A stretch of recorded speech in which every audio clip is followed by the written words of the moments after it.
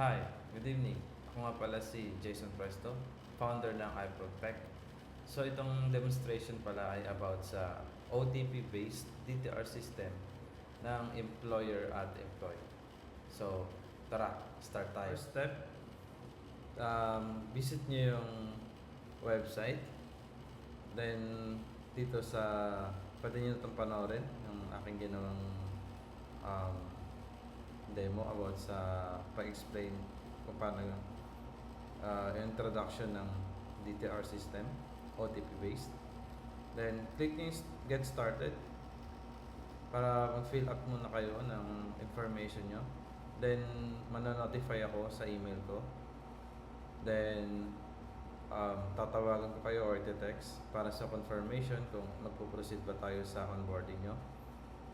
Ang mangyayari kapag pumayag kayo, mag-create ako ng account nyo sa admin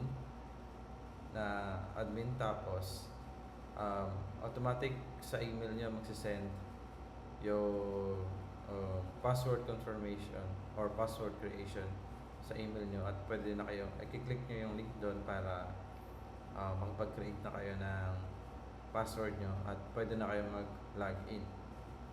So once na magawa nyo na yun, ang sunod na pupuntahan ay yung employer dashboard. Pero bago yan, kailangan nyo muna puntahan din yung login ng employer. So isa-send ko yun sa inyo or kung pwede nyo rin i-access siya dito via back office. Then proceed kayo sa login. Ngayon, try ko ilagin yung aking pizza business na naka-register na rin. Yan, ilagay yan ng password, email at password. Then, yan, after nyo mag-sign in, ay ito yung unang lalabas na page, which is, papakita sa inyo yung users, which is, yan yung mga employees nyo. Then, dito sa part na to, mag-create kayo ng employees nyo, new employee. Then, dito yung list ng mga employees nyo, which is andyan yung employee code, position, status, full name, contact number, date, OTP. So, ito yung part na, ito yung OTP na gagamitin niya. Kapag pula, which is meaning expired. Kapag green, meaning active. Then, ito yung may mga action style. Just edit, remove. Then itong calendar is for viewing the reports. Then ito is send, manual send kapag nagka-problema or hindi nila na-receive or may ganun pangyayari. Pwede nyo i-manual send yung OTP. Okay, so ito yung temporary employee code. So dito sa part na ang dapat pala may SMS ka. So ngayon may SMS credits ako. So, dito i-enter nyo yung SMS key, API key nyo. Then, kung magbibili kayo ng SMS credits, click nyo lang itong buy SMS credits. Then, pupunta kayo sa iProtect SMS API. Then, pipili kayo kung anong gusto nyo load. Then, after makabayad na kayo, mag-upload nyo yun dito sa website. So, mag-create kayo ng account nyo dito. At after nyo mag-load, kunyari nakabayad na kayo, na-approve na yung request nyo sa pag-load, automatic mag-credit yan siya dito. So, pwede ko siya i-try.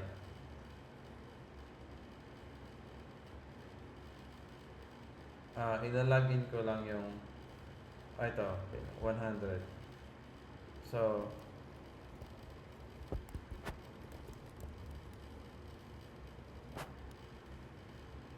okay, so yan. So, ang mangyayari, magsasend muna ako ng 100.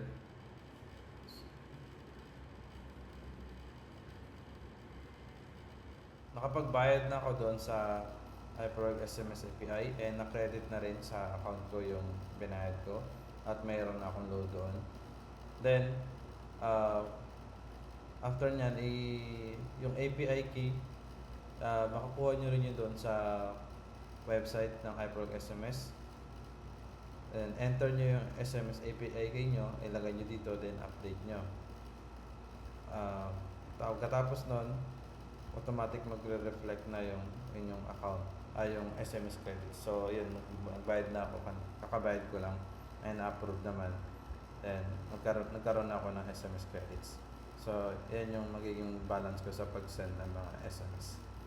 So unlimited kayo mag-create ng employees nyo for 1 month. Then after a month, mag-charge na si iProg DTR ng 50 pesos per employee. Okay, so dito sa calendar, ito pala, itong download employee app. So need nyo to i-download, then i-send nyo sa mga employees nyo para ma-install nila sa phone nila. Mamaya papakita ko kung paano i-demo sa phone sa employee naman. Dito tayo ngayon sa employer. So dito sa calendar, yan. Ito yung time card ng isang empleyado.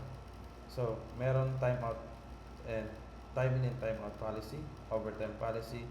So meron default restriction ng system na kung pwede nyo itong tanggalin, pwede rin gamitin nyo na rin yung default na policy ng system. At ngayon, kung mapapansin nyo, dito makikita anong date ba ngayon. 8. So Thursday. So ito, nagkaroon lang na siya. Pwede nyo i-edit yan. Like for example 9. So PM. So pwede nyo i-update yung time. Pwede nyo i-adjust as kayo ay yung employer. So okay, so let's go back. Then proceed tayo sa sa employee. Dito okay na pa. Ito lang yung ito na yung makikita ng employer para ma-manage niya yung employees niya at ma-adjust niya, makikita niya yung time report, and ito pala yung export. Pwede niya na i-export. Mamaya natin i-export kapag may bagong data. Okay? Or pwede rin dito. So for example, sige, 500. So ito yung output niya. So ayan. So ito yung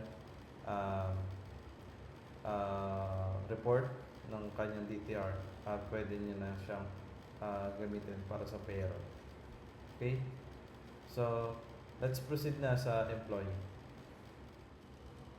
Okay, so ngayon ang demo natin ay sa employee naman.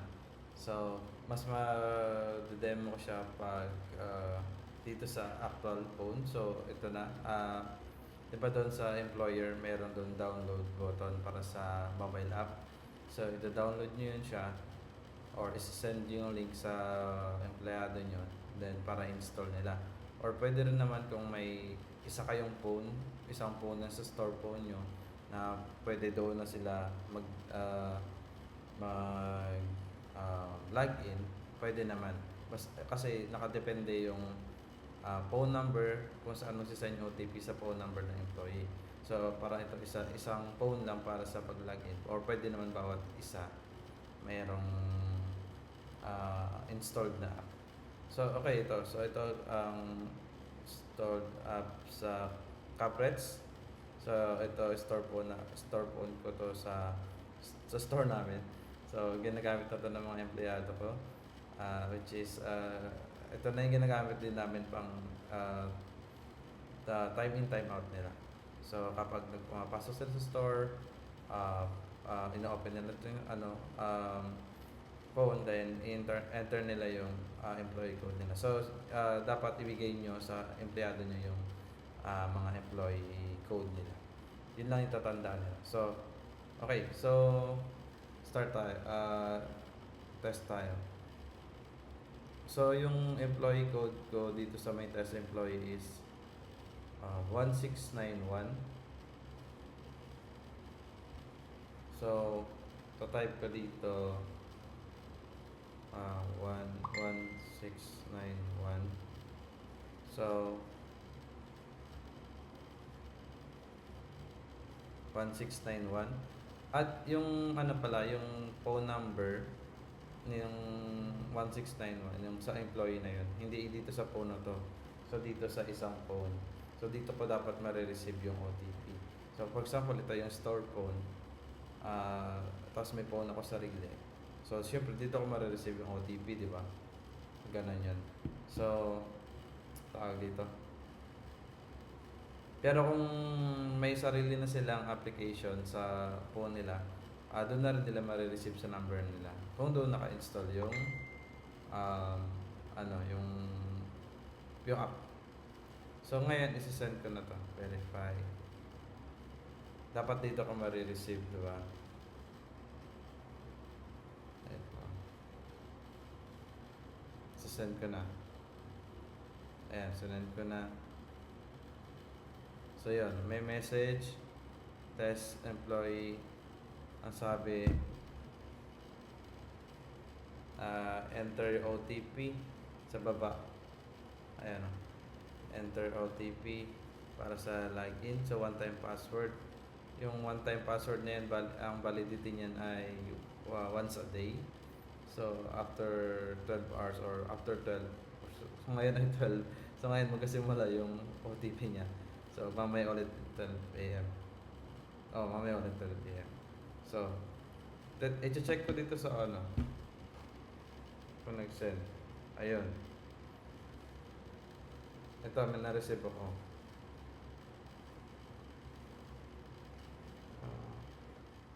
Ayun, so sorry. Yung number ko pala ay doon nakasave sa pinang-re-record ko. So, tinanggal ko muna. So, andito na, ito na yung phone na yun. So, pinang-re-record ko.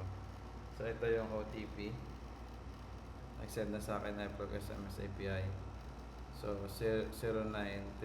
So, ito yung OTP niya. So, ngayon ilalagay ko na siya dito sa phone.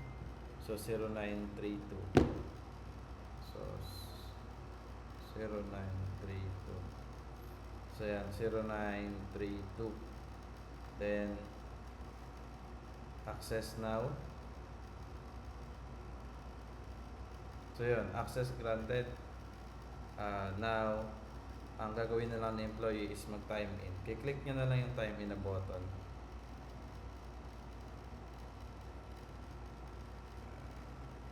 So yan. So test employee at actually nakakonect yan sa ano. So kung makita nyo no, sa email ng employer, makaka-receive siya ng email notification kapag nag-time in si employee. Ganun din kapag nag-time out siya. Kung napansin nyo, naka-receive ako ng email kasi nag-send nga ng notification. Okay? So kapag ito time out ko, pag mag-login ulit ilo-log out ko si employee, log out. Then ganun din ang gagawin niya. Kapag mag-log out na si employee, type niya ulit yung kanyang 1691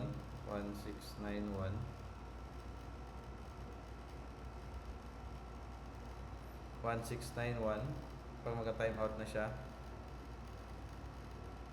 then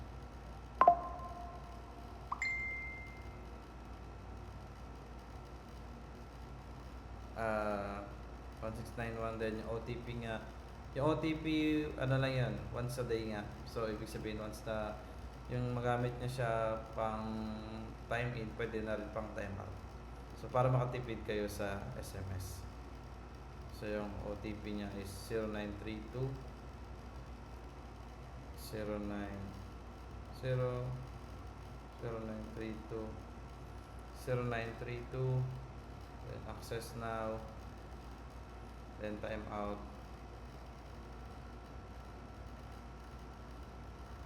Okay, so tapos na yung kanyang time. So, ganun pa, ganun example. So, nag-work na siya. Then, mag-send ulit yan ng email notification sa employer email para ma-notify siya na nag-time out si like, employee. So, mas maganda kung may CCTV kayo doon para makita nyo yung, kung mag-time in na ba siya or nandun ba talaga siya or wala. Okay? Ganun na lang yung demo ng employer at saka employee. So, di ba, ano siya, automated talaga siya sa pag-time in at time out nila. So, i-monitor nyo na lang yung mga time in, time outs nila. So, tapos check nyo yung report. Then, yun, magpipay, babayad kayo sa kanila mga salary.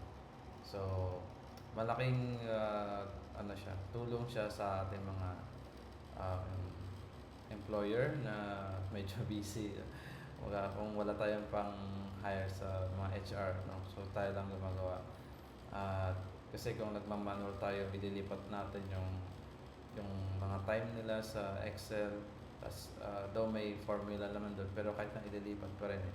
So at least to kapag nag-time sila recorded, automatic magre-record na agad sa system. Then ang gagawin lang natin is titingnan na lang natin kapag sa